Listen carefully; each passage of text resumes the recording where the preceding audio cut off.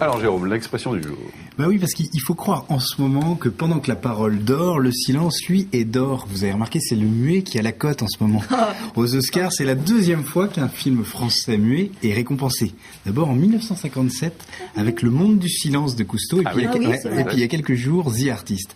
Alors, comme c'est à la mode, je me suis dit, je vais faire une chronique muette. Une chronique du silence. Pas mal. Mais je vois que Stéphane a peur, parce que c'est vrai que le silence, c'est l'ennemi numéro 1 de la télé, de la radio. Quoi, parfois, ça veut dire beaucoup de choses. Hein. Oui, ouais. c'est vrai aussi. Ouais.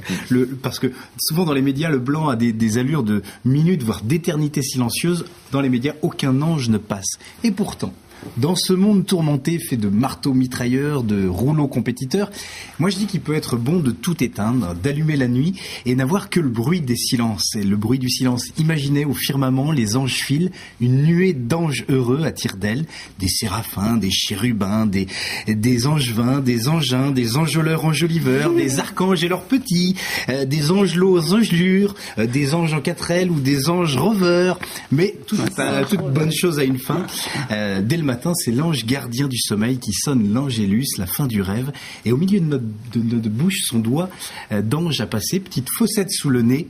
On a tout oublié. Chut, un ange est passé comme l'illusion du bonheur. Un ange passe. Voilà l'expression que je voulais donner aujourd'hui. Puis, en écoutant le combat mené par l'APF, je me suis dit non, on peut pas mettre le silence à l'honneur, mais bel et bien la parole qui dénonce, la parole qui construit, la parole qui défend, la parole qui est une aile au silence, disait Neruda, la parole qui monte au créneau. Alors, monter au créneau, c'est l'expression du jour. D'où vient cette expression pour signifier qu'on s'engage dans un combat? Et puis, de quel créneau s'agit-il? Alors, voici 4... Adèle, hein, c'est pas ça. Voici 4 explications vraies de vraies, à peine inventées. À vous de retrouver la véritable origine. C'est la partie interactive de cette chronique.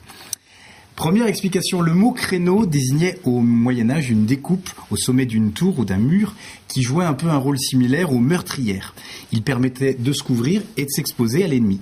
Et puis petit à petit, on a utilisé cette expression d'abord en politique pour figurer un homme politique qui défend ses positions en public. Et puis l'expression s'est imposée dans d'autres milieux. Deuxième explication. En fait, l'expression date de 1893, qui est la date de l'instauration par les préfectures d'un certificat de capacité pour la conduite des véhicules, le permis de conduire. À cette époque, le créneau désignait déjà une manœuvre assez redoutée et redoutable. Et quand on parlait de monter au créneau, ça sous-entendait qu'on allait passer son permis, ce qui était une preuve de courage à l'époque. L'expression a évolué avec le temps et a pris le sens qu'on lui connaît aujourd'hui. Troisième expression très contemporaine, apparue en 1960 avec l'avènement de la publicité à la télévision. Oui, le créneau désigne dans le jargon télévisuel un temps d'antenne réservé à un annonceur. Et puis alors, le début de soirée est un créneau très recherché par les pubs. Et pour obtenir le moment le plus propice, l'annonceur monte les enchères auprès du directeur d'antenne. On dit alors qu'il monte au créneau pour obtenir ce qu'il veut. Non, vous y croyez pas? Non, on n'y croit pas. Non. Ben là, vous influencez. Moi, j'ai dit, je vais monter au créneau, vous allez voir. Allez, dernière explication. On doit cette expression à une déformation de prononciation. Ça nous vient du cyclisme et des premières courses contre la montre.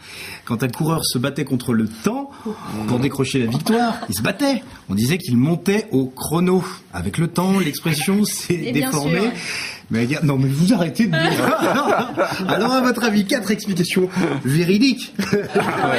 À peine inventé. Alors, le château, le permis, le créneau publicitaire ou alors le sport, le monter au chrono. À votre avis? Eric Capot, aujourd'hui, monter au créneau avec 4 propositions, le château, le permis, la publicité ou le cyclisme. Et la réponse? Je suis allé les chercher loin. Parce que, mais oui, c'est vrai. Il y a des fois, on est un peu moins bon. Hein. Mais c'était le château, forcément. Ah oui, d'accord. Plus possible. Oui. Mais il a fallu aller les chercher, les autres. Voilà, mais en tout cas, une chose est certaine, à l'APF, on lit dans les lignes de l'humain.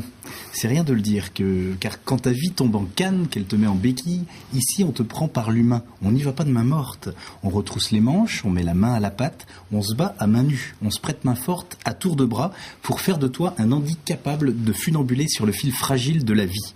Ici, une seule devise. Aidez-vous les uns les autres. Et comme dit le poète, on transforme sa main en la mettant dans la main d'une autre. Dans la main d'un autre. Ou d'une autre aussi. Ou d'une autre, c'est vrai. C'est encore même plus joli. toujours. Stéphane Non, Courgeot. je vais réécrire vos chroniques. Hein, parce que vous n'avez Là, vous m'épatez. Donnez-moi la main, Stéphane. D'ailleurs, imaginez si tous les gars du monde voulaient bien se donner la main. Je suis sûr qu'à l'APF, on est preneurs. Toutes les mains sont les bienvenues. Les mains de toutes sortes, les belles mains. Les mains gauches comme les mains à droite. Les mains qui pointent leur index comme les mains qui donnent un coup de pouce. Les grosses mains, les petites mains d'œuvre qui sont monnaie courante, les mains haut placées qui ont la haute main surtout, les mains calleuses, les mains vides, les mains grasses, les mains pleines de grâce des innocents, les menottes des minots, les mains de maître, les mains de fer, les mains de velours, les mains lourdes, les mains gantées, bref, quelles qu'elles soient. Ici, quand on a l'humain au cœur, on a le monde à ses pieds. Alors, lâchez pas. C'est génial. Merci. Merci beaucoup, Jérôme.